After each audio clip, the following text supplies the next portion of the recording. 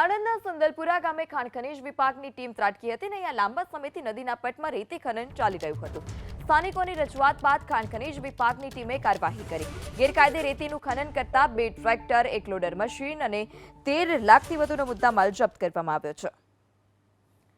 તો ગેરકાયદે રેતી ખનન કરતા દરોડા પાડવામાં આવ્યા હતા। સ્થાનિકોની રજૂઆત હતી અને સ્થાનિકોની રજૂઆતને પગલે જ ત્યાં દરોડા પાડવામાં આવ્યા, જેમાં 2 ટ્રેક્ટર અને 1 લોડર મશીન પણ કબજે કરવામાં આવ્યા છે।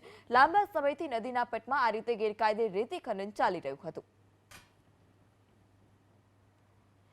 તો સ્થાનિકોની રજૂઆત બાદ ખાણ ખનીજ વિભાગે કાર્યવાહી કરી છે। 2 ટ્રેક્ટર, 1 લોડર મશીન ખાણ ખનીજ વિભાગે જપ્ત કર્યું। 13 લાખથી વધુના કિંમતના વાહનો પોલીસે જપ્ત કર્યા છે।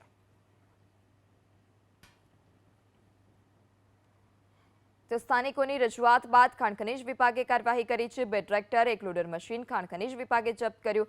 13 લાખથી વધુના કિંમતના વાહનો પોલીસે જપ્ત કર્યા છે।